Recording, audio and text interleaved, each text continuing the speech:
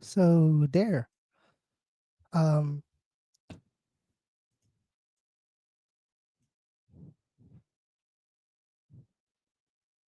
So yeah. Good evening. Yeah. Good evening, guys. And so here's another live stream discussion for the Counterpoints PH, and we're finally gonna have the two distinguished political and electoral pundits from United States itself. Ang pangalan po nila is Mr. or Sir Miles Coleman and Sir Drew Savicki. And I'm just gonna up it again for them.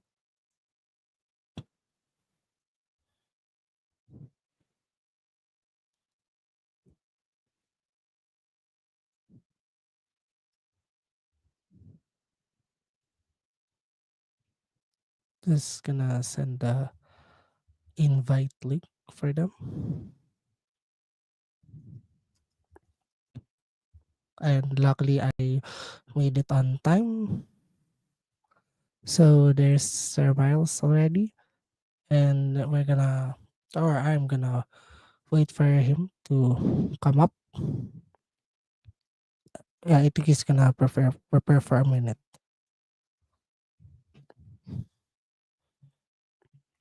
So I think this would be a last US political discussion content for now because again the midterms is still away, and I might do a solo I might do a solo episode for that for myself if I won't be bored. Hopefully. Probably so. So yeah. We're just gonna wait for our distinguished guest for tonight. So anyway, the first topic again, yeah, it would be a part two of the US presidential elections. Well, elections overall. We're gonna have some questions for them. I forgot to mm, nalimutan kong mag-formulate of my own questions for this discussion. This isn't exactly an interview. This is a group discussion, like I said. So just gonna wait for them.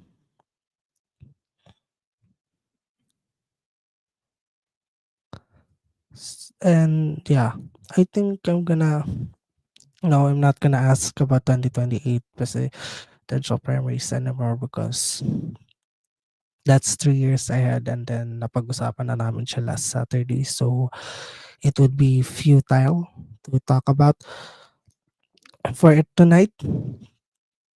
So yun. Thanks for the two people na nanonood. Ano pa. So yeah, I'm just gonna wait for them.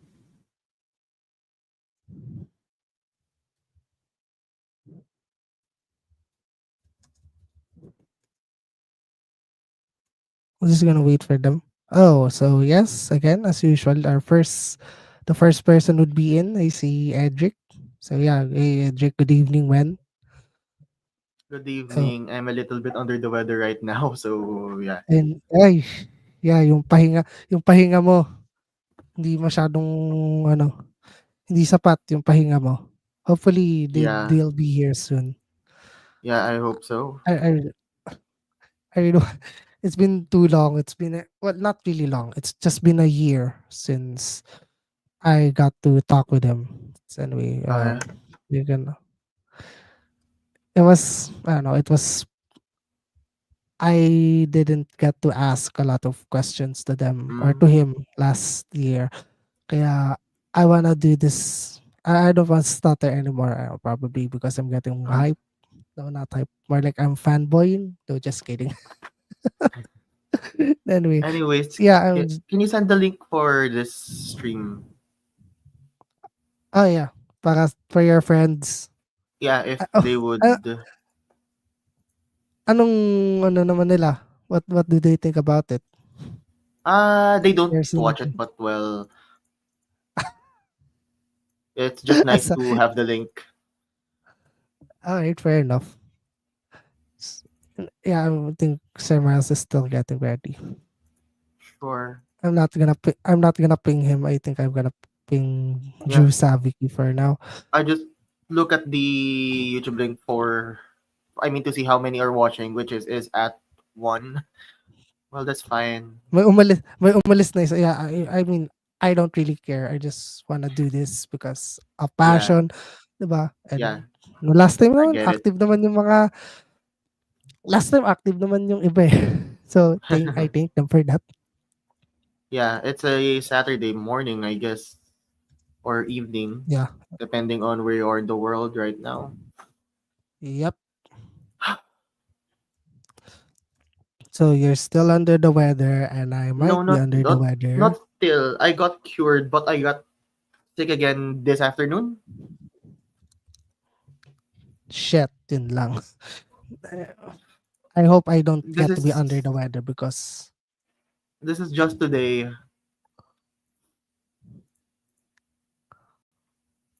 fair enough. Tulog pa to. No, si ano lang, Sir Miles muna. Wait, I don't, would he, yeah, he did said he would come. Just waiting for it. I'm glad I got, ano kasi, like, I'm glad I got home right, in the right time because, ang iniisip ko kasi, since yun nga, ang traffic kanina, dun sa amin, dito sa amin sa Cavite, nagiging traffic na rin. So, Hmm. buti na lang, I'm lucky na it's not it that I got home pa rin ng Hmm. yeah, matiwasay. I was really afraid I can't start on this discussion. Baka kasi madelay na naman. So, Hmm. 'di ba? Kaya that's why I did ask you if you can. I was anto kasi yun, I was gonna ask a favor on you na I'll give you the my Google account and the password so you can start the Hmm. stream. But then I Well, you thought to got myself home that, naman. oh, yeah, I did got home. Anyway, I'm just gonna wait for them. Oh, there he is. All right. Our first guest of the night. Here he is. Oh, Hello, he's Sir Miles. here. Hi. Finally, Good huh? morning po dyan. Good morning, sir. Hey, how are y'all? Now, I'm it's been sick. good. It's been good personally, but stress politically. And, and we're finally glad that we got to have a conversation with you again. Or I'm glad that we have a conversation with you now again. Oh, especially Edric, my friend Edric. He really did want to ask you questions regarding, what are your thoughts about last year, even though we all know it was a Yeah. disaster. So, Where do we start? well, I did. Well, we can have a part two about the postmortem with you here and with you here this time around. So, Uh, uh, what could I say? I don't know. I can't. I wanna right hear this. What especially basically what was your thought about that 30th election that the United States ever had? Probably I don't know in 50 years, I think, or uh, like my overall thoughts on the election. Well, it's yeah, it's kind of it's I would say, there's a lot of, it seems like since the election, there's been a lot of bashing Joe Bob Biden, right? There are books out on that. And I think a lot of that's probably true. I mean, I think had he, not to kind of pile on, but, I think had he stayed in there, it probably would have been a generational wipeout. So, oh Harris, yeah, that's kind of like, Harris didn't win, but I feel like she kept it close enough yep, so that it wasn't a total blowout at the top, down ballot. yep, I kind of remember. So when I followed the election, I was me and my associate from the Crystal Ball, Kyle Kondik, that night we were actually working with CBS News in Manhattan, making calls for the election, and Oh, yeah. So that was a cool experience. So I yeah. should have watched that one. I Well, should have watched that. we kind of weren't on screen. We were just in the background, but it was still a cool experience. Okay, fair. Anyway, point being, Okay, fair uh, enough po. uh, point being, so the election returns start coming in. Our focus was really on the House and House races, but of course, when we got big stuff like Loudoun County come, report, and that was hard to miss because so many of these results are intertwined, right? So, but I just remember from the Democratic side, okay, like at certain points in a night, um, it's like, okay, John Tester, Sherrod Brown, they're kind of gone. Just please hold on, Tammy Baldwin, Alyssa. Don't go. And I remember when I was walking home from a hotel that night, it was probably 5 a.m. in the morning, and we were there all night basically. And I remember like one of my memories of the election that night is like as soon as when I was leaving the studio and checking my phone, we had just got a vote dump out of Milwaukee, and that was barely enough to put Tammy Baldwin ahead. It's like, oof, against a candidate like Eric Hovde, who was not someone that it seemed like Republicans thought much of. He was not really a top challenger, but he came within a point. So, what was really interesting about that night too is, it looked at some moments on election night that like all three of President, Senate, and House could have all changed sides, which was interesting. Of course, Yep. Of course, the Republicans ended up holding the House, but that would have been really cool. But yeah, it's I was kind of telling someone, I forget who I was talking about this with the other day, but just from the Democratic perspective, like, okay, Trump won in 2016. That kind of led to all kinds of not great consequences for them. You could argue for our democracy basically as well. But, the flip side of that is, had Hillary Clinton won in 2016, it would have been very easy to see the 2018 midterm being exactly like 2010 and 2014. And, at that Oh point, goodness. because the Republicans had so many state legislatures and governorships, like someone did the math, like they were like very close to being able to call a constitutional convention and change the kind of, so yeah, it's like, it's, I kind of think of those two paths in 2016, and like they both had some kind of consequences. I think probably had some consequences that were both good and bad. All right. Well, by consequence, you mean it's not a good one. It's a terrible Well, they consequence both for the had. Republicans. I think they probably would have had both pluses and minuses. Right? So let's say if Hillary wins, we avoid Trump. Maybe we have more quote unquote normal type Republican Party. But the midterms still are just carnage for Dems. I mean, if really in 2018, If she had won, really in 2018, if it was Hillary, like the Republicans could have probably been close to 60 seats in the Senate, possibly, right? So there are kind of pros and cons, and I say, stuff looked bad after 2014, after last year, but I would say as a Democrat, I would say like the worst I ever felt after an election was after 2014. I think that was like the lowest. oh yeah, I say that because, the 2016 election was ahead, and, it was,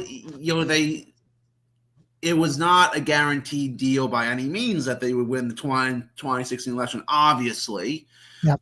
they had just lost 9 seats in the Senate. That was going to be really hard to recover from. There were some paths in 2016 to get back to the majority, but it was going to be tough.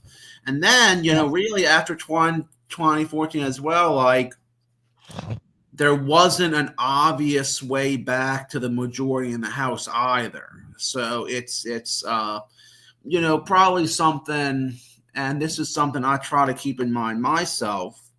One of my best friends in this industry, in this field, is a Republican pollster, John Couvion from Louisiana.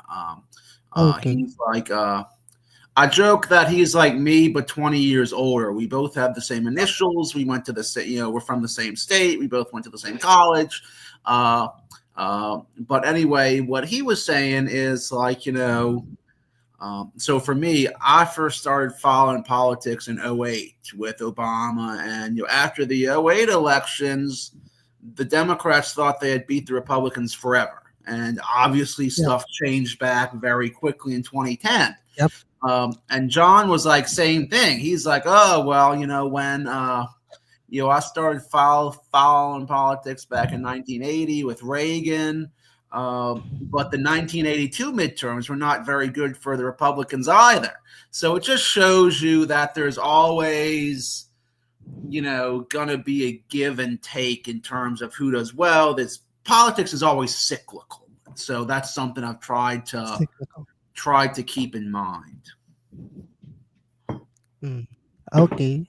Thanks pa for that, Sir Miles. Anyway, either Edric or Sir Kurt wanna ask you some questions. I don't know which one of them would wanna go first. So Probably Edric because he's the one that's new in this in conversation. this discussion. So Yeah. you can go ahead, Edric, and Now wanna check if my ask voice. something. Oh, okay. Yeah, it's okay. Don't worry. Okay, yan. So you have mentioned about 2014. So what do you think? There are things that people have said that what went wrong with 2014 with the, I think, if I remember correctly, with the botched Obamacare implementation and other things. So what do you think are the other things that actually made Democrats really, really horrible in terms of what happened with them in 2014? Because they lost 9 seats. They lost 13 more House seats in the House. That was their weakest their weakest Congress standing in I think 40 years. So what do you think what went wrong with the Democrats in 2014 and especially in 2016? More than 40, because actually I think the Crystal Ball, this was before I was with them, but they did a good article at the time, kind of looking forward to the 2014 election. Like, we our kind of metric that we use for everything is we say like post-war, like after kind of World War II, that's the start of our modern era of politics, if you want to call it that. Like, the most going into 2014, I think the most seats the Republicans have had in the House in the post-war era was 246. And the Republicans actually beat that, I think, in 2014. So their best showing in decades. And, I think it was a few things, the Obamacare thing was big. I remember there was a group America. And it was funny too, because this was the pre-Trump era, obviously. That was back when the big villains that Democrats pointed to was not Trump, it was the Koch brothers. So back early in 2014, I would say even late in the 2013 calendar year, there was this group called Americans for Prosperity, and they're still around. They invested early in running ads against Democratic senators like Kay Hagan, Mark Pryor, Mary Landrieu, etc. Some in the House too, but point being to kind of soften up their approval ratings going into the election cycle. So I think getting that early start in terms of hammering Democrats. That probably helped. And then it seemed like just the last week or so of that election, you could just kind of feel it in your gut go south for Democrats. There was, that was when in the kind of closing days of that campaign and the closing months, really, you had ISIS emerge in the Middle East. You had this Ebola outbreak in Africa. So it just seemed like, not only was Obama struggling domestically on Obamacare, but if you looked abroad, stuff was falling apart too. So you put all that together, and of course the Senate map. There were some seats, obviously, like Louisiana and Arkansas, that they were never going to hold. Even like probably one of the biggest surprises for me of election night was Kentucky, because I thought Mitch McConnell was going to win, but I thought he was going to win by like 6 or 8 points. He won by like 14 or 15. And I remember, because Kentucky is always the state that reports its election returns first. There's one of them, right? It's Kentucky and Indiana. 7 p.m. Every 7 p.m. Right. And Eastern Kentucky starts reporting that night, and Mitch McConnell is like winning comfortably, like 2-1 in a lot of these coal counties that he's never won in his career. So I'm like, oh shit, it's going to be a tough night. It's going to be a tough night. But one thing also about 2014 is, I think, that should be mentioned when you're talking about how good of a night it was for the Republicans. In 2012, overall, it was a surprise that Democrats gained seats in the Senate, especially if you looked at the seats that were up. Right? They got, they kind of did get an advantageous retirement with Olympia Snow. They got some bad Republican candidates in key states like Indiana, Missouri, etc. But it was kind of a surprise that the Democrats ended that Senate cycle gaining 2 seats. The flip side of that, to me, is in 2014, the Republicans, who had a really good governor's race in 2010, they gained seats in 2014. Basically that was from, you basically had Larry Hogan was upset of that night. You had Charlie Charlie Baker as well.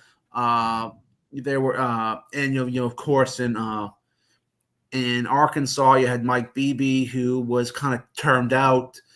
Pat Quinn was an interesting one in. Oh yes, Illinois. Illinois. Yeah, well, he was. Well, it's funny, like, if you looked at polling, because like he was running for a second full term in 2014. In 2010, most people thought he was going to lose, but he won. But in 2014, most people thought he was going to win, but he lost. So, and there was some stuff like it was kind of surprising that Sam Brownback was re-elected. That was when he was unpopular. I guess the partisanship of Kansas saved him. But there were in fact, one story after 2014 was I was kind of upset after that election cycle because Kay Hagan lost, Mayor Andrew lost. But I was talking to one of my Democratic friends in Pennsylvania, and he's like, I don't know what you're so down about. I just gave the Democratic governor for that because that's when Tom Wolf was first elected too. Oh, yeah. Pennsylvania. Yeah. But anyway, you kind of just had a lot of factors come together in 2014. That was really the last week or so, and I think this is going to be important looking towards a few Senate races this cycle.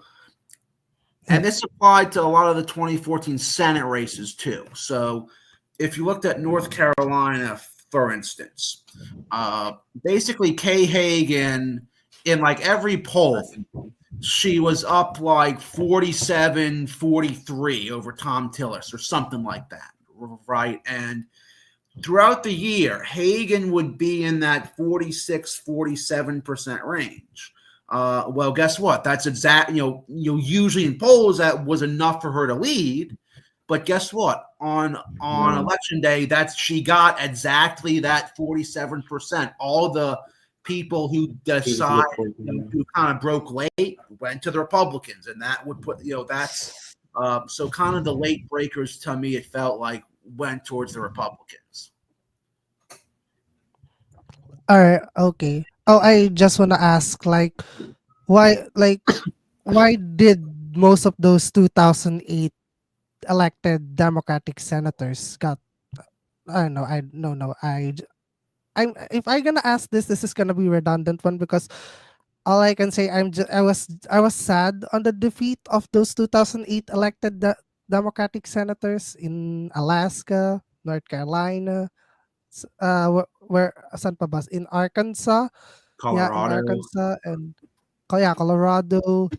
Like, all right, Louisiana. so flash forward in 2026, like there's this wave of retirement suddenly on the side of the Republican senators on that 2014 elected batch. Like, would there be some catastrophe for the Senate Republicans if ever, if ever some of their members in the 2014 batch retires? Mm-hmm. Would that be an electoral catastrophe for them? For the Republicans? Yeah, for the Senate Republicans. Well, we're watching. Well, I'm patrol. Well, I just want to say that I'm waiting for Senator Ernst to retire, even though I know Iowa might be a long shot. So yeah, that's what I was going for. Yeah. I mean, that's one where like Ernst, I think if she retires, we kind of wrote that, if she retires, we're keeping that at likely are because I could see, Yep. Kind of a Republican, I could see another Republican doing just as well as she can, right? Same thing. North Carolina is an interesting one because I think Tillis, he was a Republican who was really kind of distrusted by, even before he kind of started to take some of the mavericky stances he has lately, kind of distrusted by the Trumpy right wing of the Republican Party. I mean, I remember and it's funny also in North Carolina where I remember reading a column. There's a good Democratic consultant in the state. His name is Thomas Mills. He has a blog called Politics NC. I think it's a Substack now. But anyway, he was saying that in the early 2000s, someone who had the best record when it came to picking North Carolina senators was Karl Rove. Of course, George W. Bush's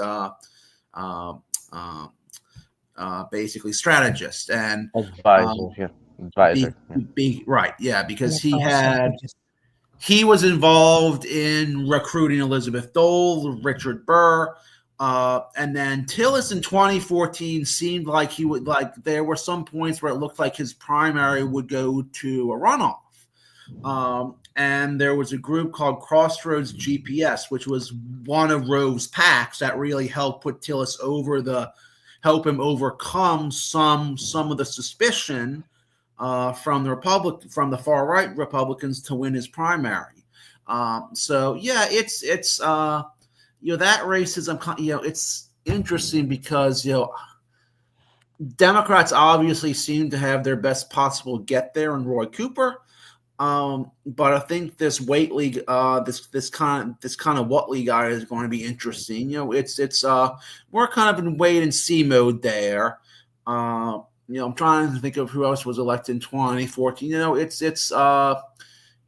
think Steve Daines has been a pretty formidable senator. Obviously Tom Cotton's safe again. I think Cory Gardner, was just never going to hold on in that state because because Colorado has just gotten so much kind of more Democratic now. But so there are a few, but yeah, I'd say that if Ernst retires, yeah, like I don't know if it would change my view of Iowa that much. At least in the Senate, at least in the Senate level, right? Right. So, what Yeah. about in Alaska? Like, Senator Dan Sullivan will survive re-election if his opponent would not be a formidable Democrat, right? I Oh think it yeah, would be a safe. yeah, I'd say so. I mean, I've kind of heard some like back and forth in terms of whether Mary Peltola would like to run for senator or governor. Last I heard, she was looking at Senate more. The Democrats were really trying to recruit her. But if you look at some of her recent tweets, she's kind of talking more about attacking kind of went on the offensive against the Republican governor there. But yeah, I mean, basically absent Peltola, I think Sullivan probably has a pretty good chance.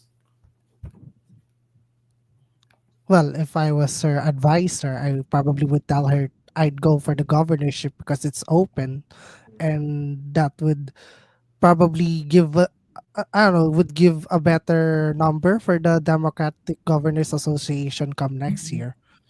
Even Yeah, because but just the Senate seat is more important. Yes, it's nice to have a I agree. governor, but that Senate seat, could really go a lot further. I think in terms of What's uh, the Can I debate. ask the PVI of Alaska right now? Like, it's still leaning Republican, right? So, does she has a strong chance in winning the Senate seat there if ever she plans to? Yeah, it's well, I'd say that Cook is one of our rivals, so we don't use PVI. No, I'm kidding. I'm kidding.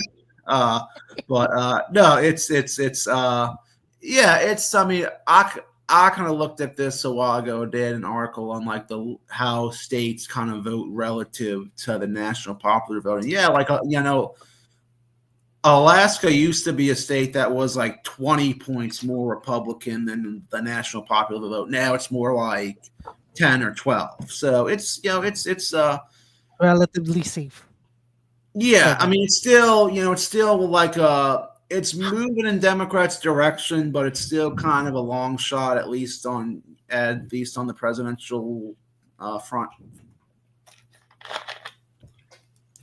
Oh, okay. So yeah, that's why I wanna talk more about these governorships first before the Senate, because when we're talking about Senate elections, like I did said last Saturday that it would be a brutal election for the Democrats in my honest assessment, that they're not gonna flip back some states, like or more like they're not gonna keep some of their states is what I really think. Though they're not gonna flip Maine. I really think they're not gonna flip Maine. I think the Susan will still win in Maine. So Yeah, it's well, just it's a depressing thought. possible. I mean, I would say Maine, every state has its own different political culture, okay? And I think what you have to keep in mind with Maine is Mainers are very independent. They don't like being told what to do. And I think kind of going against the grain, splitting their ticket is one way they maybe show that. That's just a sense I get. That's why, like, I think that's probably one reason why Jared Golden has done so well there, because he's just a different type of politician, right? And like I think that what probably helps it's something I would say on Collins, and like I'm not saying I have any insider information or anything, but she's in her 70s. It would not be surprising to me if she ends up retiring.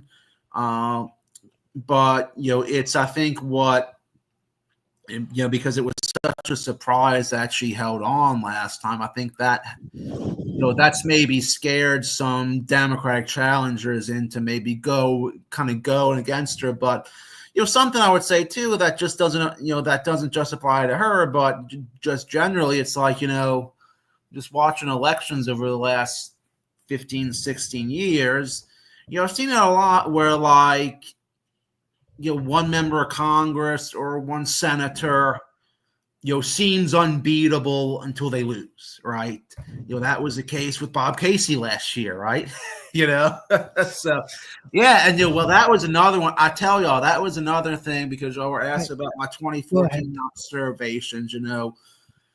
We were kind of going through our Senate ratings before the election, and all three of those, like Michigan, Pennsylvania, Wisconsin, and Senate, seemed a little shaky for Democrats, but we ended up having them win all three.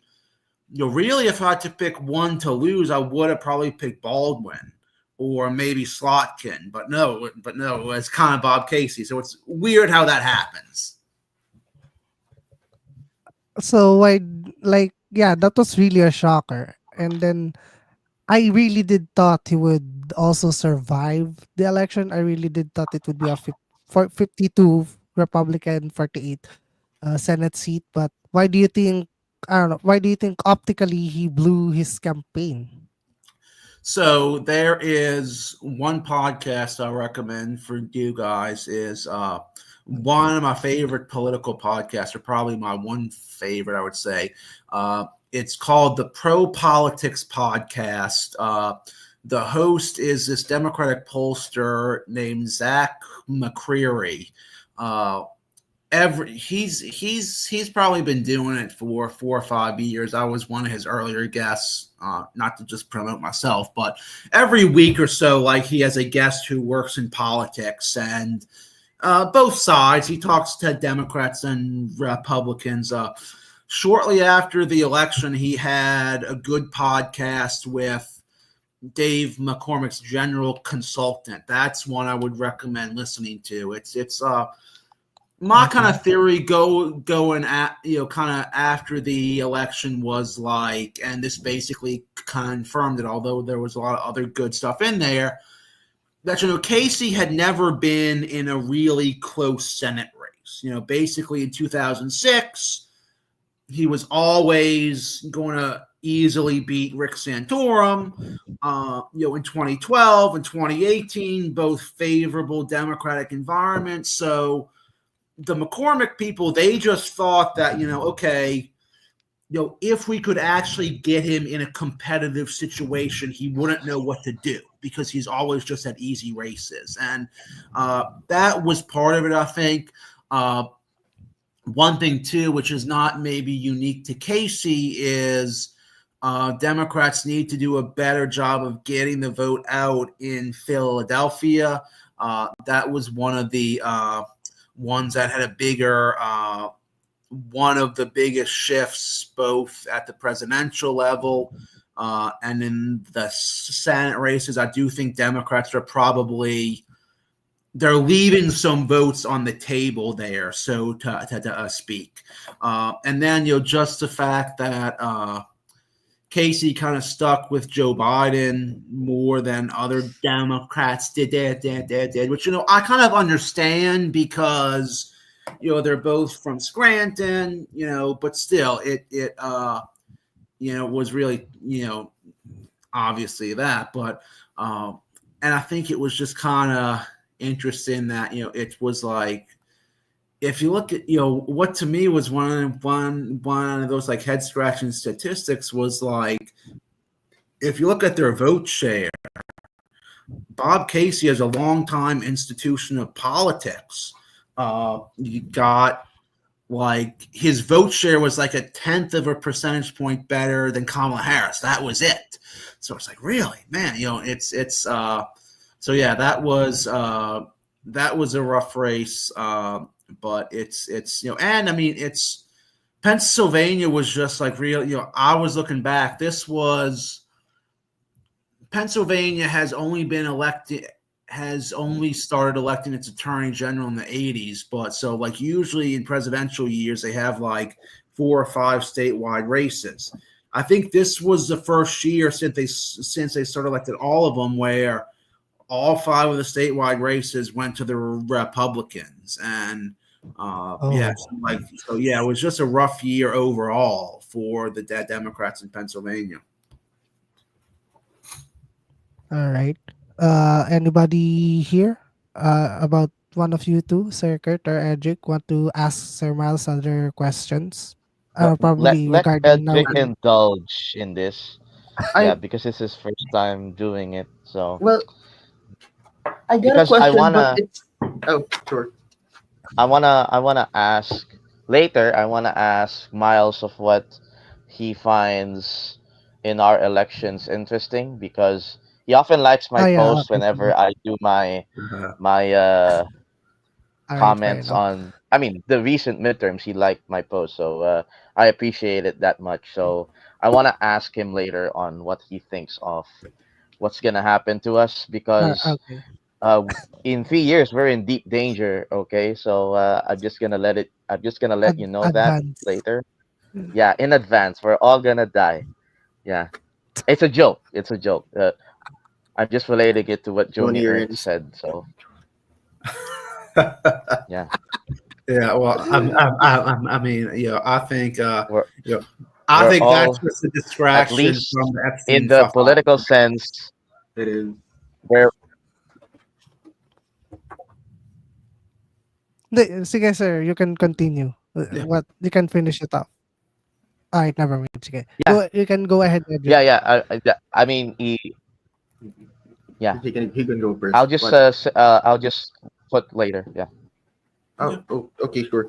So I have another question, but it's about 2014 again. I didn't have a chance to Sure. get this added earlier, but were there any surprises aside from North Carolina? Was Colorado a surprise, or was it already coming for Mm, Senator Udall? And in Alaska, did who is it? Baggage? Did Baggage Vegas, even have a yeah. chance in the first place? Because to be fair, with the Baggage race, it was close despite 2014 being a very very devastating year for the Democrats. It was, I think, he lost by only 3 points. So Right. Yeah, there's yeah, Colorado that sounds and about right. Alaska, and then uh and Iowa. There were I remember a comment saying with for Iowa it was because with Braley being a really really bad campaigner. So basically Colorado, Alaska, and Iowa. Did the Democrats there even had a chance in the first place, or they were victims of the year that 2014 was?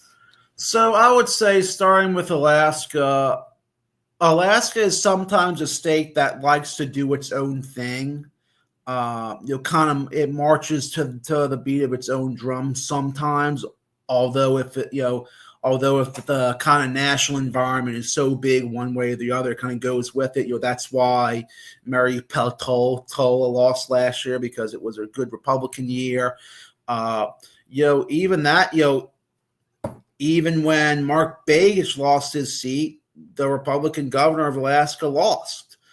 Like, Alaska was the only state that year that ousted both its governor and its senator, and they were from different parties. I would say, yeah, it is. At the time, I remember reading a lot about how the Democrats were really investing in getting the vote out in the Native American areas. So the race was kind of, I would say that throughout it, Sullivan probably had a slight edge, but Begich was always in the game. There were like some races where, like Arkansas, Mark Pryor never had it. It was just going to always be tough. Colorado, it was interesting. So I would say at first, Ken Buck was running for the Republican nomination, and he was a front runner. Which is funny too, because now he's seen as like one of the more sane Republicans, right? But back then he was a Tea Partier, right? And a lot of Democrats were looking forward to having him as a nominee for the Republican side.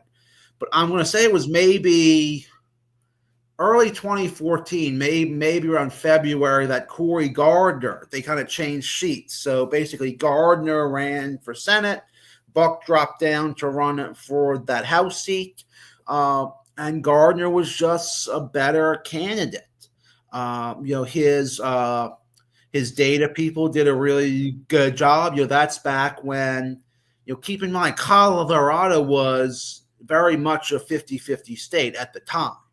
So it was, like it wasn't the solid blue state it is right now, and Mark Udall, as you guys have probably read, would not stop talking about the abortion issue. That was the only thing he mentioned. His nickname he got from the Republicans was Mark Uterus. So it's because he talked a lot about, if Gardner wins, they're going to eventually overturn Roe v. Wade. He's going to vote against it, which happened, by the way, obviously, but people don't like an alarmist, right? And basically Udall sounded like too much of a one note thing, thing. And One trick pony. And you basically saw the same thing, like in 2021 here in Virginia. Terry McAuliffe, who left office a reasonably popular governor, on the campaign trail, every time he talked, he was like, Youngkin is Trump, Youngkin is Trump. And like during the last week of the campaign, I saw one of the McAuliffe ads where he talks about, when I was governor, I invested billions, millions in education in our schools. Like, where was that the whole campaign? You were just talking about Trump the whole campaign, right? So kind of the same thing going on in Colorado. And Iowa, it is, I was really, back in calendar year 2013, I remember, so basically Harkin announced his retirement, and people thought, at least on the Democratic side, it looked like we had a good recruit in Bruce Braley. But, kind of early in the calendar year 2014, there's this leaked audio where he's at a fundraiser and he insults Chuck Grassley. If the Republicans are in charge, Chuck Grassley, you're going to have a farmer without a law degree who's in the judicial. It just came across as really elitist, and there were a few other gaps like that, kind of gaffes like that from him in the campaign.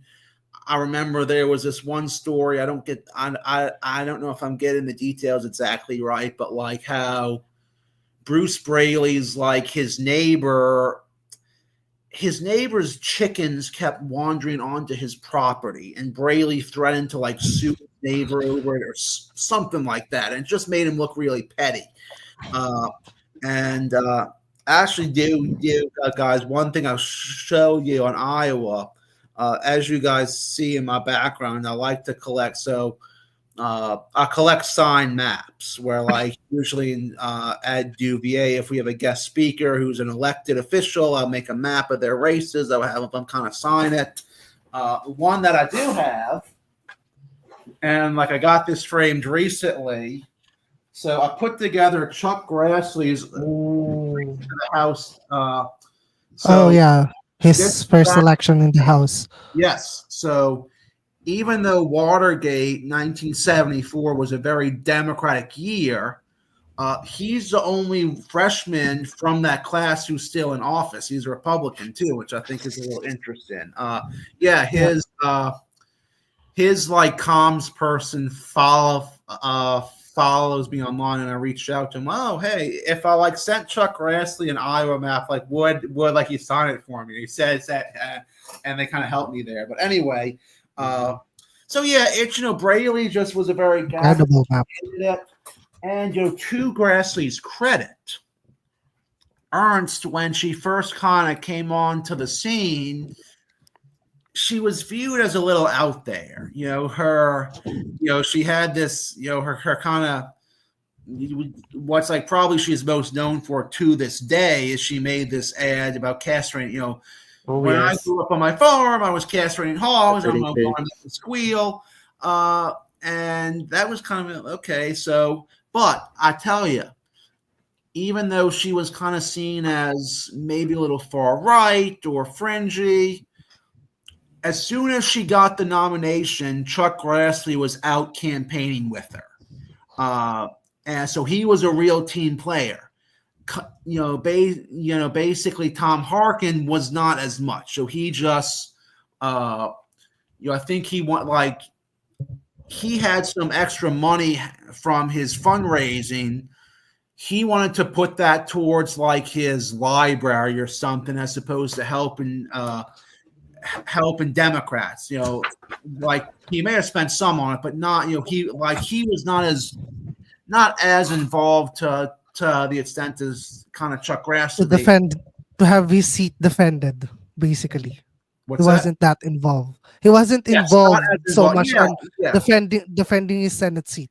Right. He That's did what make I a few appearances, but not as much as Grassley did. And, it is, and this was one of those things that this was back when Ann Selzer, had her reputation intact. And I kind of remember she did like a September poll where a lot of like Ernst was up like 9 points or something. And it's like, shit, it looks really bad.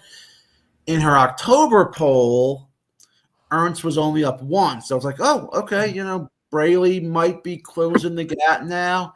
And then I remember her final poll, which was like the weekend before the election. She had like Ernst up 7. It's like, oh, shit, So it's going. One thing, if you're talking about surprises in 2014 as well, back then I used to work with Decision Desk HQ. And this was way before they had the hundreds of thousands of followers that they have now. It was basically a bunch of us nerds on a spreadsheet on election night. And I was also, I think, like the only Democrat there too.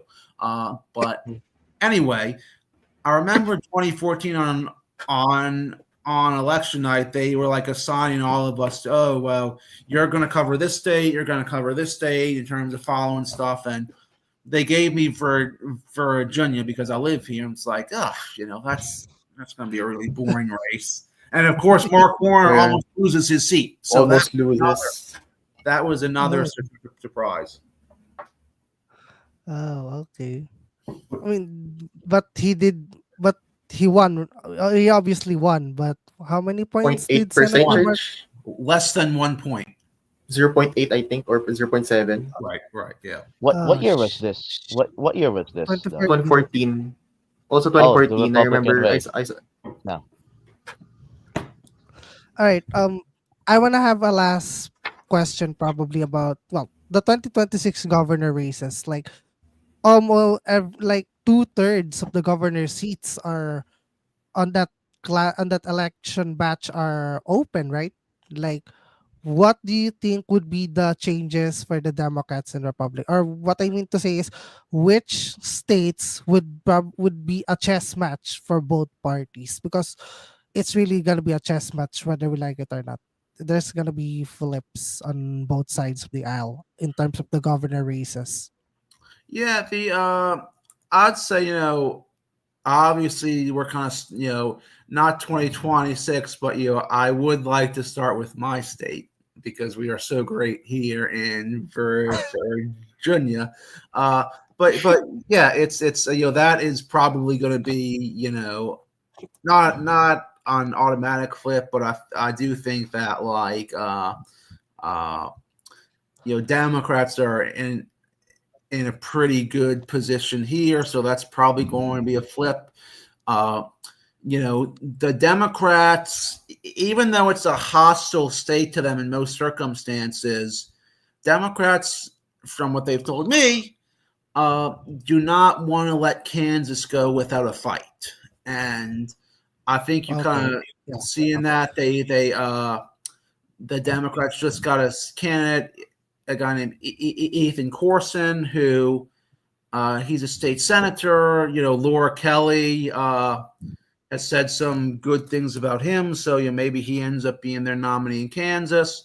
That's obviously, I think, the one that's probably most likely to flip.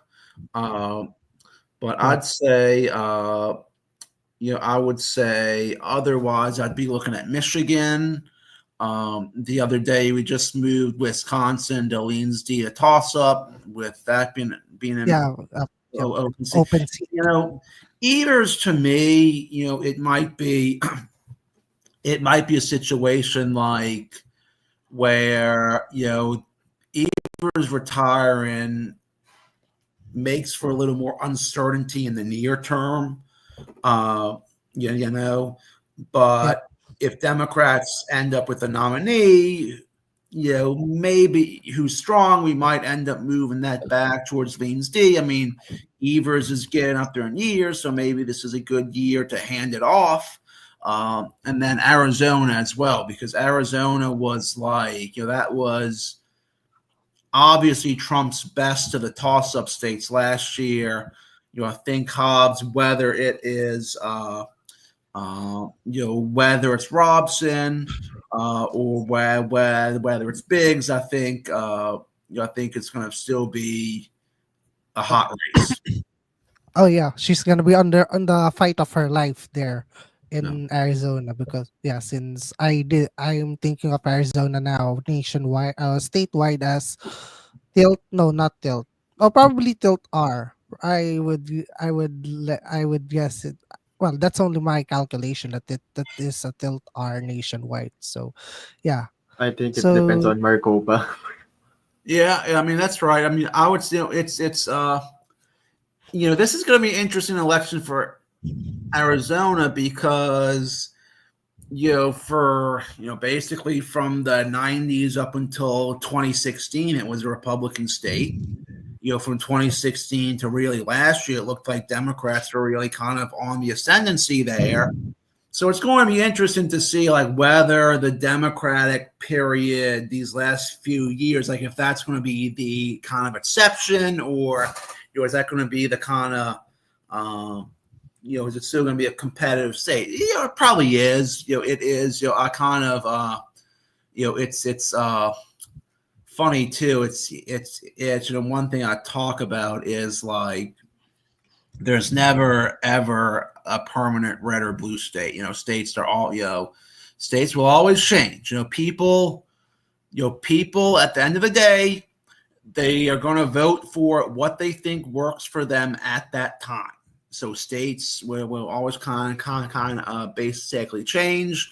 I talked about in the Obama era, Mississippi looked like it would have been a decent long-term target for Democrats. Now it doesn't.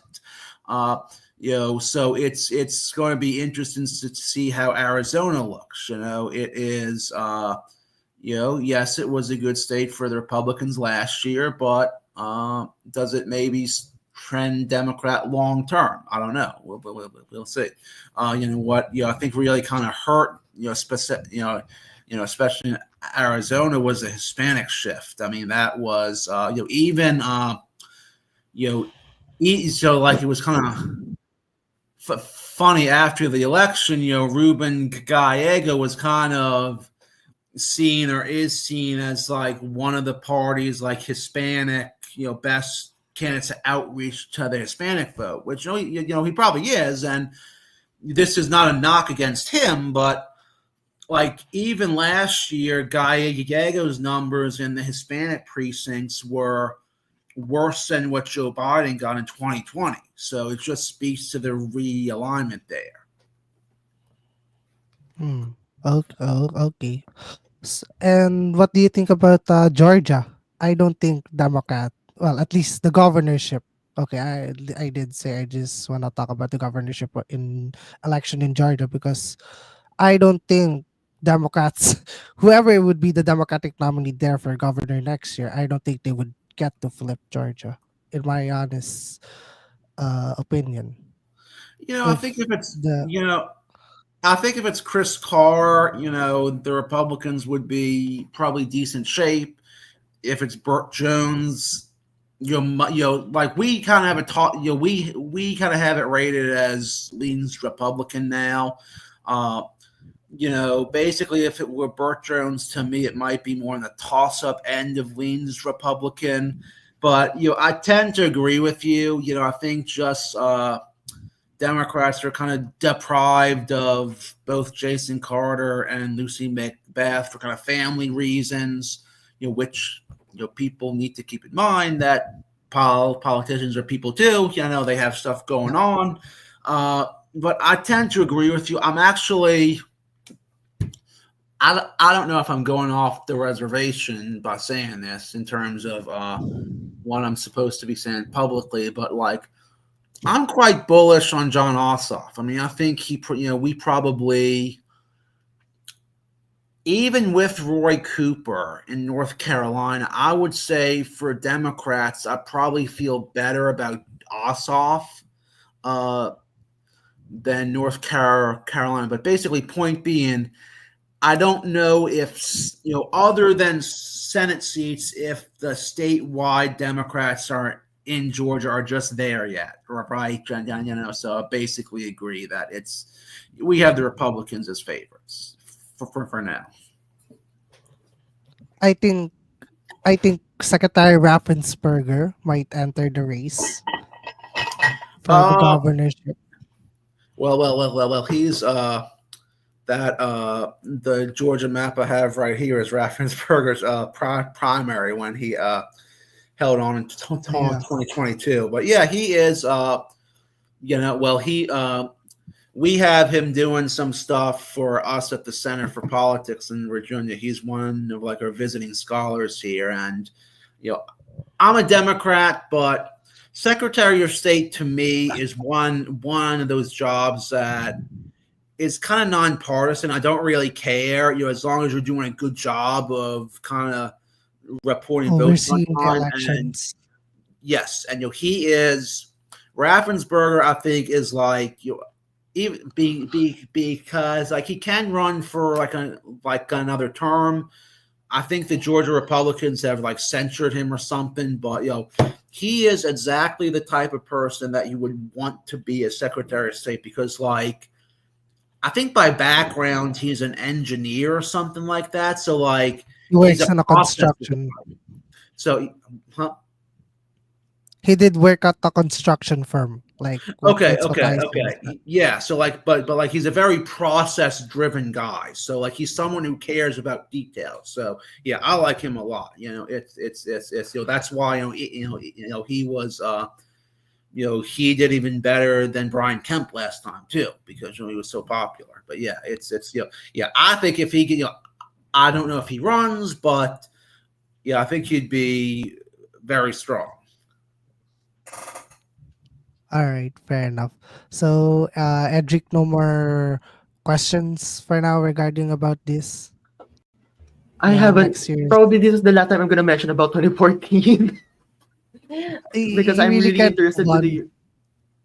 No, just kidding. Yeah, you can go ahead. No, I just said really move on. I'm just. Oh yeah, because I'm really interested with how 2014 went down. I think I am much more interested with what went down in 2014 than in 2010. So I hope this is the last question I have that I can think of for 2014, unless another one spawns in my head. So there were three retirements, not at least three retirements, but there's gonna be this three that I'm gonna take note of: Max Baucus in Montana, Tom Harkin in Iowa, and Rockefeller in West Virginia in 2014. So if they would have run for a re-election, would they have survived or not?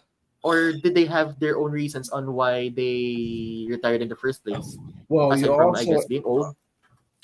Well, you also had Tim Johnson in South Dakota as well. Yeah, I would say of those, I don't think they hold South Dakota. Yeah, that was just, even by the late Obama years, the Dakotas were getting really rough.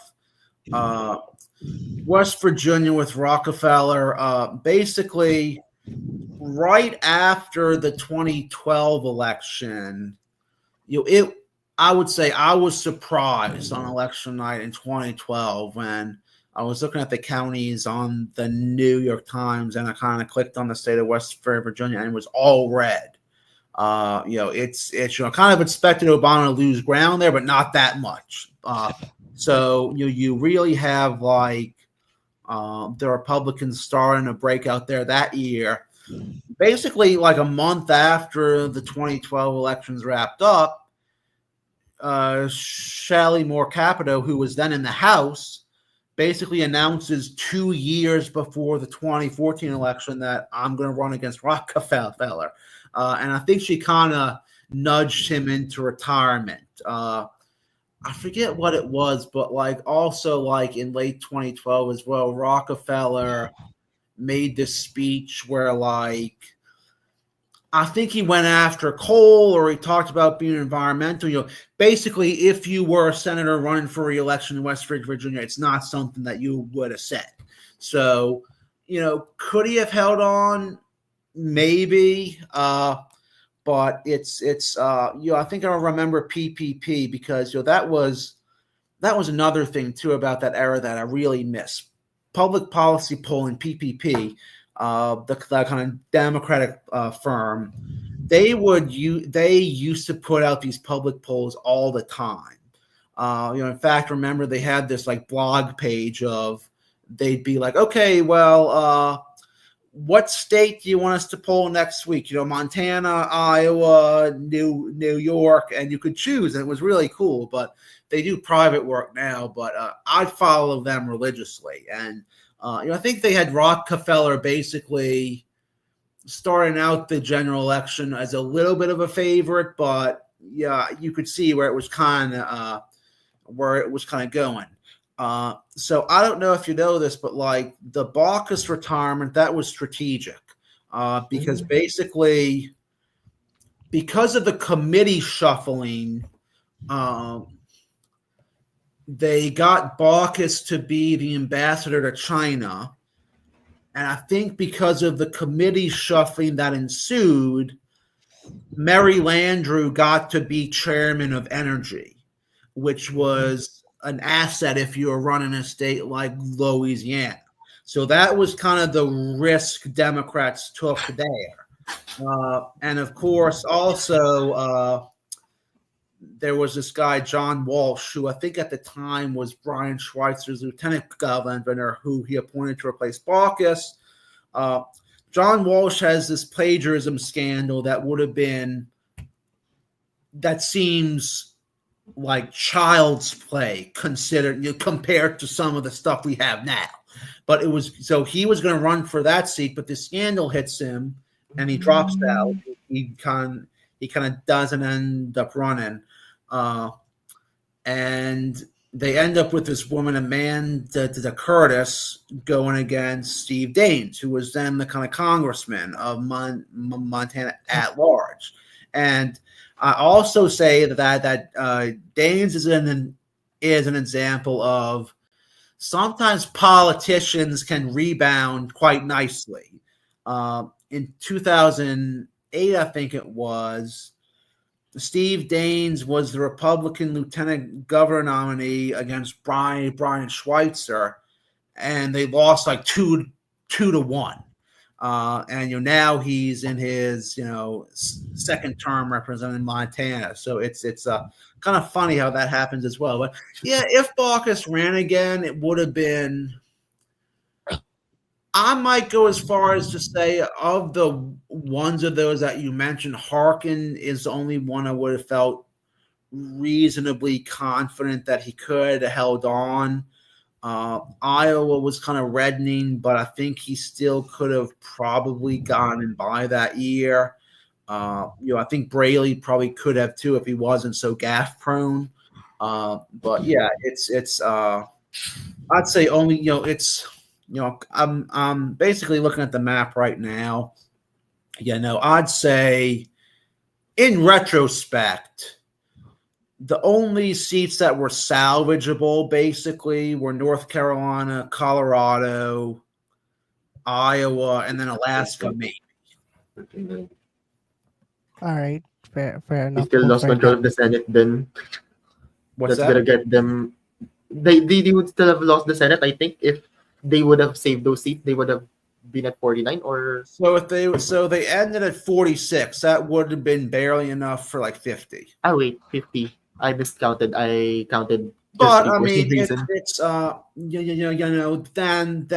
then again, I'm not sure Alaska was really salvageable because I felt like Baggage did everything he could have. Short. I was kind of at the time I was really kind of not well. One of the things about that Alaska race too was Lisa Murkowski really campaigned for Sullivan.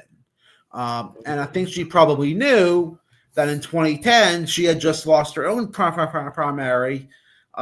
So, in 2016, she was going to have to get on the Republicans' better side if she was going to get by that year. Or at least that was probably what her thinking was. Yeah. All right. So, So just FYI, guys, I have a call at 10:30, so I might not be in the whole time, but just want to let you know. all right. Oh shoot. All right. So yeah, you can have a quick question to Sir Kurt about our country's election before you can I still got you know time. I mean, you, it's. I just want to let y'all know. Alright, yeah. Fair enough po. But then you can ask Sir Kurt what about your thoughts about our country's recent midterm elections. So we can go on that segment now because we got satisfied on the answers that you told us with regards our questions. So yeah, you can ask E- him anything about. Edric was very. I see that Edric is very happy with the answer, so I guess he has his electoral history 101 in America, of course. He's not too happy about electoral history here because that's you know it will take us 3 hours to finish all of the brouhahas that happened. So yeah,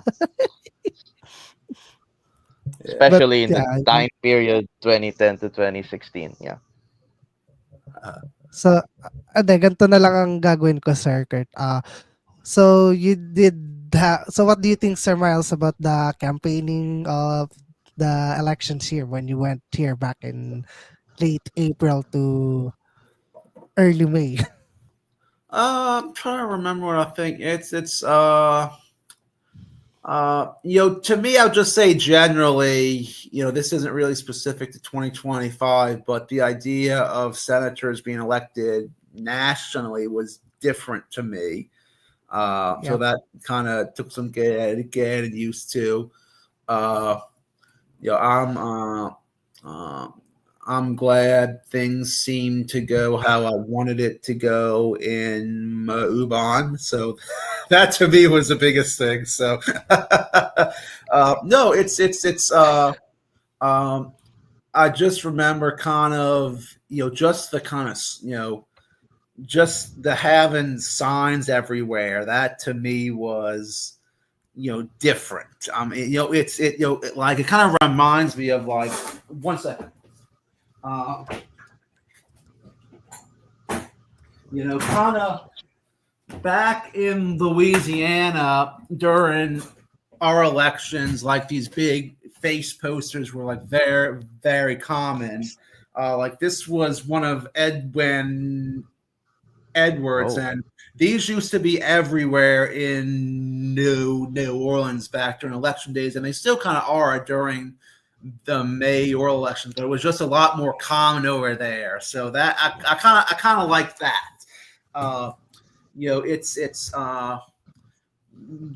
I would say I could tell Representative Van Varga was very popular at home. I don't think he had any opposition at all. And then just it's what I was kind of watching for. Well, it was because when I was there, the whole thing about Amy Marcos throwing her brother under a bus was like the big story.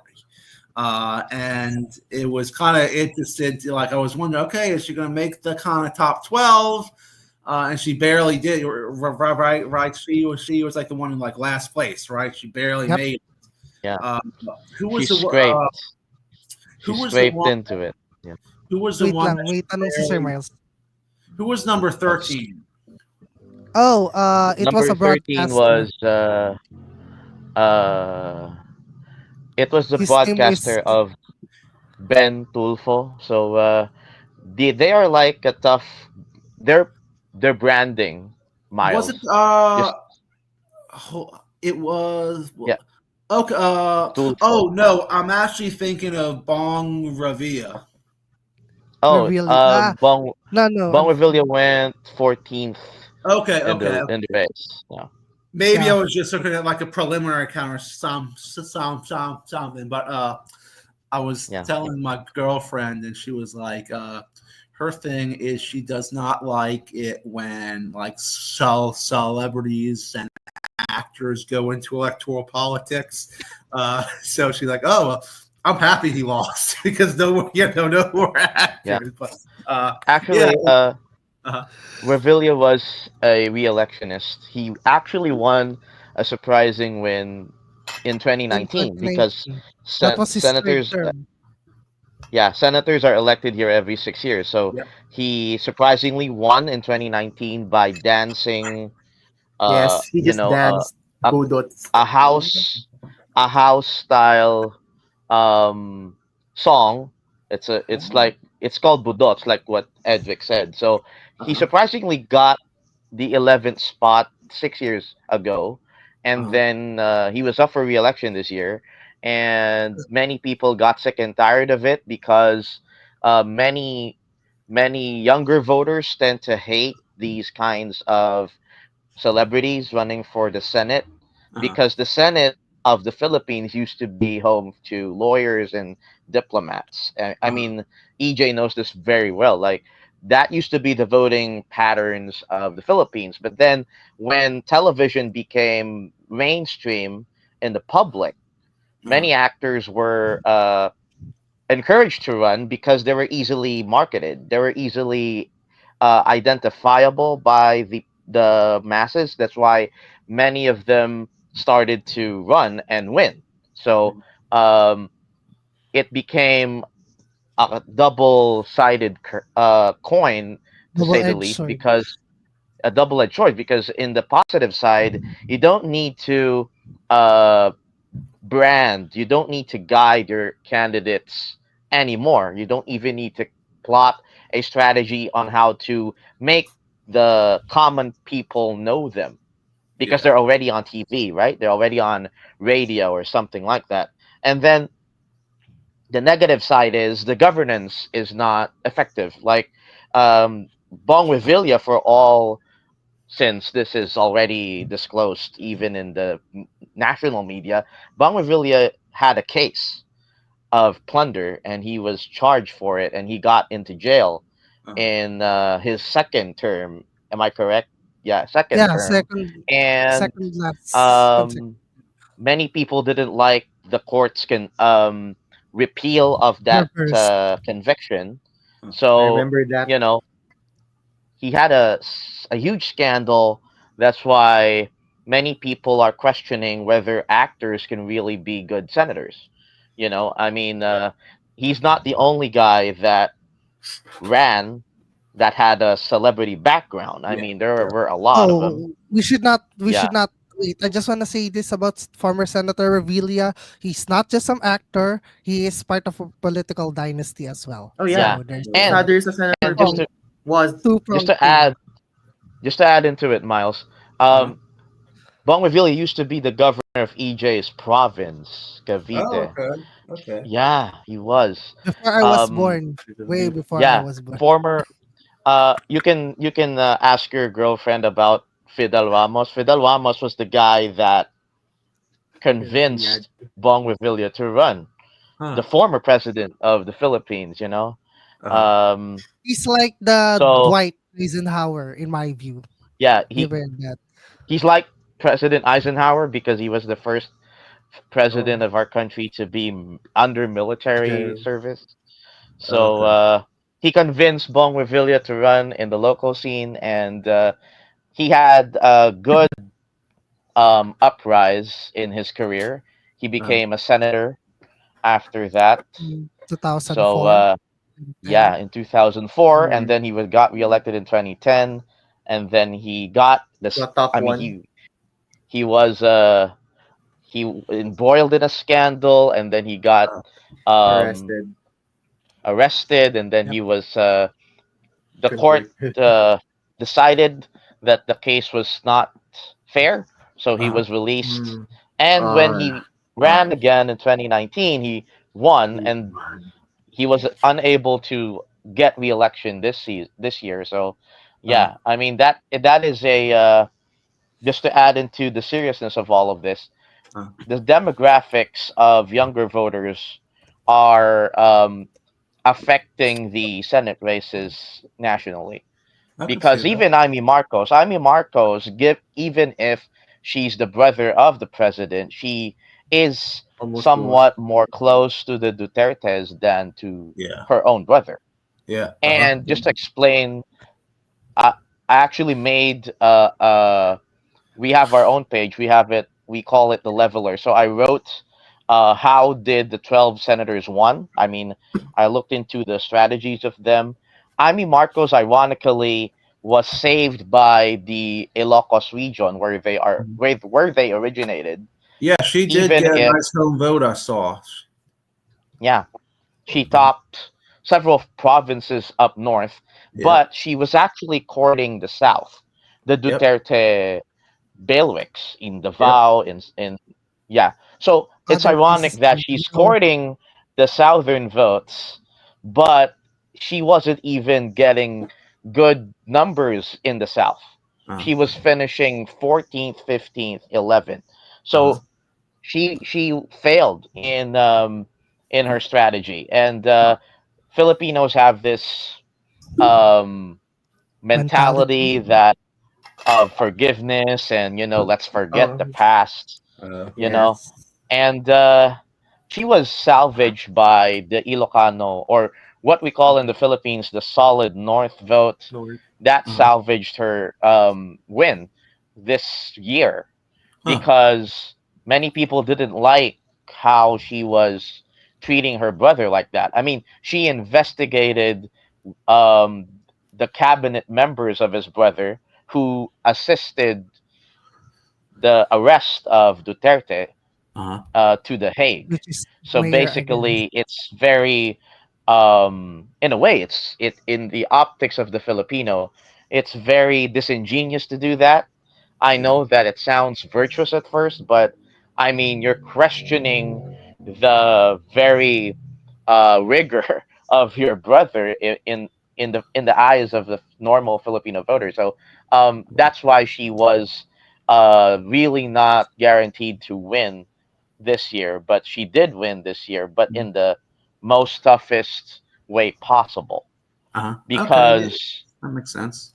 that's that's something to worry about, because she might be a viable vice presidential candidate for the vice president, because they're still close. Like, she Uh-huh. wanted to retain this coalition for the longest time possible, Mm. even if technically they are in a war of words now. I mean, that is how fast coalitions get broken in the Philippines. Uh-huh. 1 year you're allies, next year you're enemies, and then Backstabbing in each 10 other. years Uh, in 10 years you're allies again. So basically it's a sin Alliance of of convenience. personalistic or personalistic politics.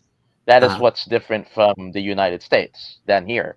Here, if you are famous, you can easily get elected if you have the right machinery, and you can actually make your son or your daughter run for the same office, and you'll win. That's the strongest probably illness of the democracy here in the Philippines. I mean, even in Quezon. I mean, Quezon has a lot of dynastic politicians, because my mother's side originated from Quezon, so I know a lot about Mm. their dynasties there. So basically, it's just a maintenance of your patronage, and then you keep on winning, and your great grandsons could win. The only time probably that they're gonna lose is when a bad scandal surrounds Yeah. their family, or if they don't govern effectively uh, the way the public wants it to be, right? Yeah. So that's local politics 101, and certain local politicians go up the ranks and they suddenly become nationally prominent and they win Uh-huh. national elections, just like um, the Right. Marcoses or the Revillas in Cavite. So yeah, Uh-huh. I that's think the that's that's my description of what's really going on here. You uh know, that's my word for it. oh no, that's no, that was like really insightful thought. And I guess maybe one of my other surprises, and like I could see her signs around the Ubon area because I know she's kind of from. I think she was from Tayabas, but Heidi Mendoza doing well. It seems like a lot of people want her to run again. I mean, yeah, I am one of those people who want her to run again, but Yeah, strategically speaking, I do want her to run in a house party list. Basically, of Uh, course, you did see the house party list campaign signs here, which is Right. for me, it would be a better option for some of these traditional oppositional political figures to go and win. I know it's not much as not as like in the Senate, but in the House, you can form a solid opposition in the House. At least that's what I believe in, rather in the Senate, because uh, yeah. some of the I would. oppositions. Shall Oh, joke sige, though. sige, sige, you can. No, Yeah, you I can can continue add. on. Yeah, You I can can add add on. into why one of the factors Heidi Mendoza didn't win was number one, her base is more into the class ABC in the country. So basically, the masses won't be able to understand what she's fighting for. That's the first um, reason why she's her numbers aren't really inflating or gaining ground.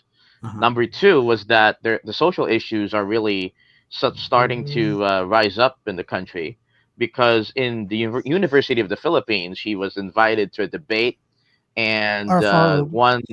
one question was, do you favor gay marriage? And Ah, in the Philippines, given that it is a the conservative country, um, many many I mean the most nuanced thing to say is just give them equal rights, give them civilian anti-discrimination rights. laws, sort of that. So she said you in UP. I mean UP's the one. It's You like Berkeley with a little bit of communism on on the side. So Uh-huh. uh so you say a middle ground answer to a progressive crowd, so it kind of yeah. hurt her reputation. Uh-huh. So many LGBT organizations started to somewhat shun her and Uh-huh. not endorse her. So in a way, many of those socially left leaning groups weren't able to understand the nuances of it, given that you do run in a national spotlight. So you may win the LGBT sector, but how about the other sectors? So Uh-huh. there's a failure of meeting or coming up with a message that would be okay to everybody. So that's the second thing Yeah. I uh, Mm-hmm. understood in why she failed to gain traction. And the third thing is the Duterte coalition in the southern Philippines are just mightily strong. I Uh-huh. mean, if you compare it to the solid south of the 30s, then that's a good comparison to what has transpired there because all of the senatorial candidates that Duterte endorsed Uh-huh. were winning in Mindanao. Uh-huh. Okay, because their climate is completely different from in Luzon and in Yeah, Visayas, that's right? I tell you, that's something I noticed too. Like generally, it's like Mindanao is almost like its own country in some ways. Like if you look at Yeah, how it votes. yeah. It's like this. It's like the solid South. I Yeah, can tell you that. that's It's a good like it's like analogy. I'm Mississippi. glad you said Yeah, that. Well, yeah. It's like I probably Mississippi would give. voting for Truman or something like that, or Well, for give. FDR. I would probably give Professor Richard Haydarian. He's one of more Oh yeah. elitist political analyst here, he did Uh, said before that Why did there you say was no. elitist? Yeah, for now, That's that's fine. I'm just being honest. I'm just being honest. I'm so sorry, Professor Haydarian, but that's kind of the truth. But anyway, he did said that there was no solid South until Mayor Duterte came along during I the agree. 2016 presidential campaign. I agree. I agree. So that's 2016 why was a I. different, much like Mm. in the U.S. I mean, the climate of the Philippine politics is Uh-huh. every season it changes. 2016 was a competitive race for the presidency.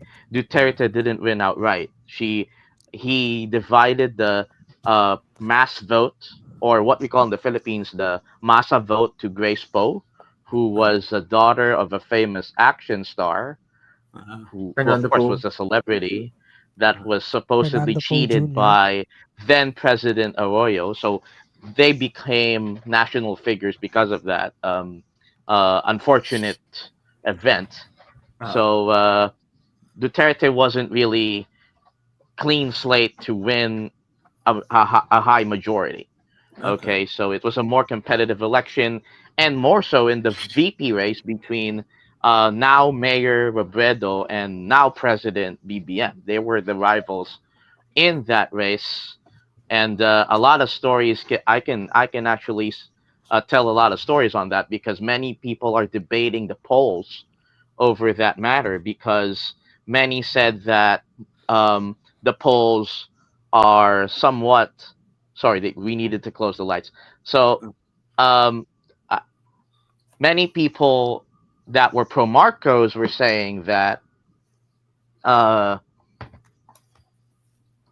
the polls were tilting towards, or they purposely tilted the polling for Lenny, Uh-huh. although some would say that the elections were just so competitive given that uh, the vice presidential candidate of Duterte before was harming the momentum of both Robredo and Marcos.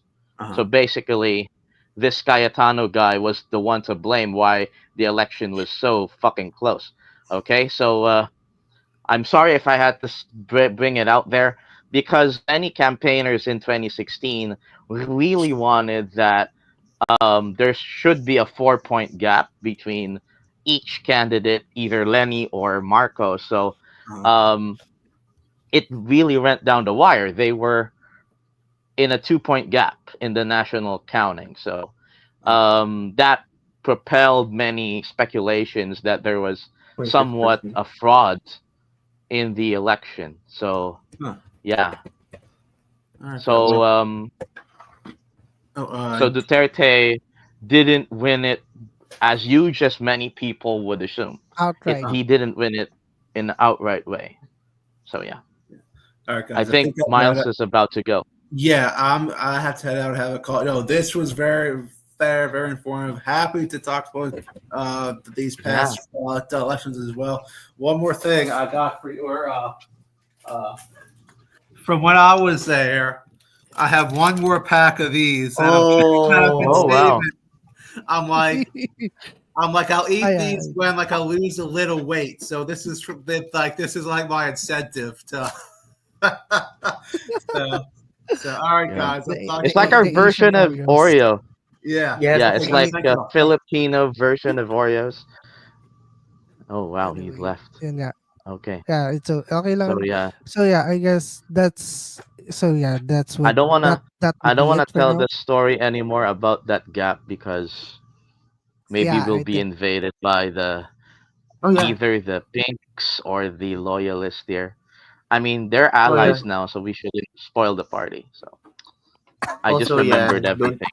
we shouldn't we Pag, shouldn't we shouldn't pagka discuss kasi about that in public. wait lang, magtatagalog na ako. Pagka kasi yun yung mga yeah. pinag-uusapan, syempre babalik sa'yo lahat eh. Na Oh yeah. parang The internet is SWS kasi forever. oh, well, since Miles is gone, so yun nga, Yeah. like when you tell a story about a previous election, for example, 2016, all of the memories you have with that election would just suddenly come up, especially when Yes. you are in the heat of telling recollection, 'di ba? So, yun nga, Well, it is a SWS traumatizing one. released their list May, last week ng April. So, they were presenting a 2-point gap. So, they were the closest thing to projecting it accurately. Although, baliktad, BBM was leading 2 points against Lenny. But Pulse was the main pain in the ass because they said na, ano daw, dapat 4-point gap yan. Kasi, ano wala naman nagaganap na VP debate. So, walang After that major, one time. yes. When Lenny burned Marcos. No, it was No, not not Lenny who burned Marcos. It was Cayetano who burned Wait, Marcos. where? mainly. Ooh. Yes. You I watched the remember that. debate. I Yeah, I mean, I was 11 back then, but I saw videos where it was Lenny who was attacking Marcos, and that's why Marcos Ano never yeah, stood up kasi, or even ano even yun, faced. I'm campaign talking English. campaign which tactics kasi that was a campaign tactic kasi ng ng mga supporters niya na never Marcos mm, talaga. They really mm, intended to splice that video to make it a one-on-one mm, talaga against the both of At them. saka yeah, yung yung but parang nakaganon, tapos tinuro ni Lenny kay Marcos yung kung nag-corrupt ka na ba or yung kumuha ng pera ba? Yun yung mm, naalala ko noon yeah, in that was the 2022. yeah. BBM actually kind of, well, now he's president, so I Yeah. can say this now. I mean, he really made certain flaws, and the you know he made certain flaws in that cycle. That's why he lost. And well, he won the presidency, so it doesn't matter Yeah, to 6 him years now. later. Probably, yeah. He's the third of his kind, or third family in history Yep. to have another president, diba? Oh yeah. Aquinos were the second Mm. one, Macapagal were the Arroyo. first one, Makapagal, I mean. and Arroyo did it in the most, well, another story can Weird. come up. Like, it was the Yep. weirdest thing, and Para siyang the para siyang yellows 2000s ng US. Oh the yeah. yellows used to be allies with her. I'm Oh not yeah. 'Di dragging ba? anyone down, but Kaya nga civil kaya society nga was the one who backed the yeah, second oh yeah. EDSA. Oh yeah, Yep. there The Cory second was in the the second second EDSA president. revolution. As Yes. pagka nanonood ako ng mga documentaries about EDSA DOS, At parang saka si Mm, Cory nun sinusuportan si Arroyo nun. kaya yeah. nga nagjo-joke ako, kaya nga gino-joke ko yung Gasol party list na LPGMA. LPGMA. Tapos nagagalit, oo, tapos nagagalit si Sir Kurt sa akin noon. Which is, They alam have ko no namang iba they have no yun. correlation with that. It Oo just nga, so yun ang, happens that they made the name. Also Marketers yeah. weird. Association, kasi I mali rin Oo kasi nga, yung naming alam, nila eh. yun nga, Dapat kaya kasi nga, ang sarap LPG na lang. pagtripan. Oo, yeah. I can't blame you, but please don't make that correlation because the Yeah, fair enough. main patrons of that party list were anti-GMA when GMA was in power. So Fair enough. 2005, yeah. Kainitan ng Hello Garci, no? So Hello what a Garci. wonderful decade. What a wonderful decade the 2000s was. You had the And I'm president not with the lowest rating. percentage. She had the negative 35 in 2008. That's how Oh low yeah, she that was was. really unpopular nung time Mm. niya. Parang weirdly really Mm. unpopular. Parang lagi siyang underwater every poll na iting sa Yeah. kanya, even especially after Hello Garci. Yeah. Tapos parang may share Even lang ako na parang weird fact kung hindi ko pa nasasabi. Parang di ba si Bill Clinton at saka si GMA is parang classmates ba yata sila or naging I Yeah. forgot. Bill Classmates Clinton, or mag-teacher? classmates in just to clarify, Bill Clinton and GMA were classmates in Princeton in the College of Ayun. Economics. And then in Ateneo, GMA taught President Noynoy as I yes. mixed it up. There was a Yes. 13-hour window where Bill Clinton was president of the United States and Arroyo was the president of the Philippines. January 20, 2001 kasi 'di ba inaugurate si si GMA ng Yeah. noon. Yeah. Tas in Philippine Mhm. time, it would be 1 AM dito sa Pilipinas ng January 21 na natapos Yep. yung term ni Clinton. Bumaba So na. Yeah, 13 hours na window yeah, na yeah, pares yeah, silang presidente at the same time.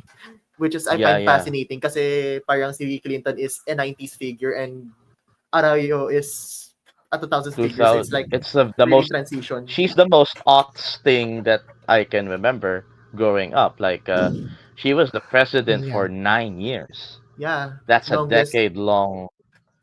I mean, post imagine EDSA. that's the second longest presidency. I can say a Mm. lot of bad things, but she had her moments as well. She opened trade with the oceanic countries. The economy Fair started to enough. boom by the time. Okay, so Was I'm it I'm trying to be balanced about was that time as well. was it true that her policies was the reason that in the Philippines the 2008 financial crisis wasn't as bad in the Philippines compared to other countries in the Southeast Asia and Yeah, actually the whole world? yeah, yeah. The reason Oh, why, that's great. because the growth was not that great either.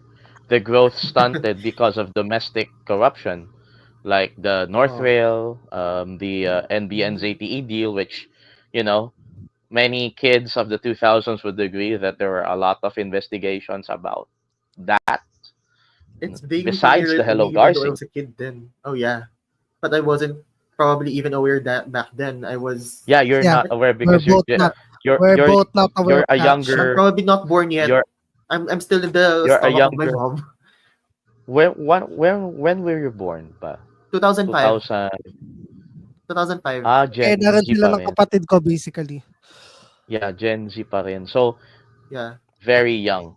Very, very young. Maybe infant to toddler pa lang. So, you have, of The course, most that was, major thing that I can think of earliest was probably the Quirino bus hostage crisis. oh, But that before that, one, Oh, yeah. yeah. Oh, probably yeah, same, Ondoy. That same, was, oo. Oo, that yeah, was the same. Aquino admin.